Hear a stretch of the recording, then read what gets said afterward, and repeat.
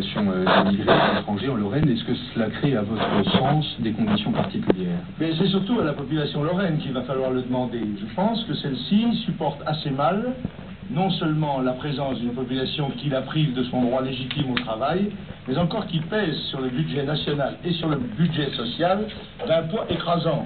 Le chômage est en partie alimenté par le phénomène de l'immigration.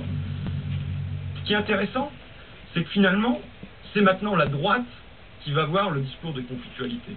C'est-à-dire qu'auparavant, c'était la gauche qui était combative, qui allait de l'avant, qui était agressive. Maintenant, l'agressivité, c'est devenu une valeur de droite.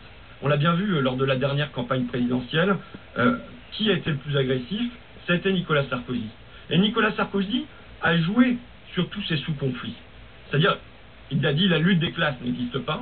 Il le disait, c'était le seul à prononcer l'expression lutte de classe dans la campagne présidentielle. Et c'était pour dire qu'elle n'existe pas.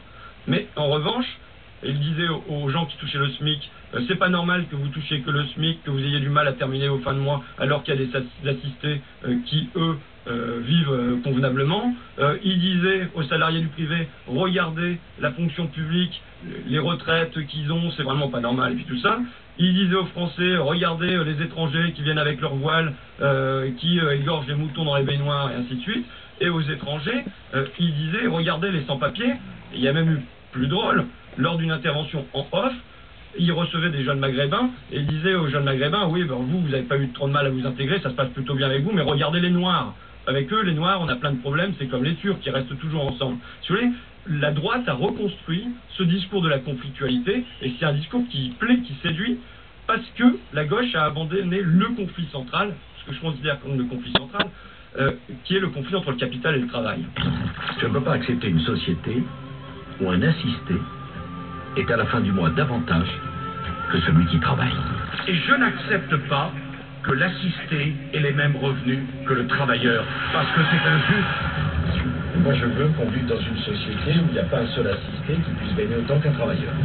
Parce que si, en faisant rien, on gagne autant qu'un travailleur, on ne respecte pas les travailleurs. La politique de la vie, pour moi, c'est le contraire de l'égalitarisme et de l'assistanat. C'est quand même extraordinaire de vous trouver le seul à venir dans les usines. J'y viens parce que j'aime ça. Et parce que je respecte cette culture ouvrière. Que personne parle des travailleurs. J'ai repris le mot, c'est vrai, parce que je respecte le travail. Je voudrais que vous me compreniez bien. Moi, je veux une société où il n'y ait pas un seul assisté qui gagne autant que le travailleur. Parce que quand vous revenez à la fin du mois, et qu'il ne reste rien, et que celui qui est dans le même immeuble, il ne travaille pas, et qu'il a la même chose, ça, c'est pas normal.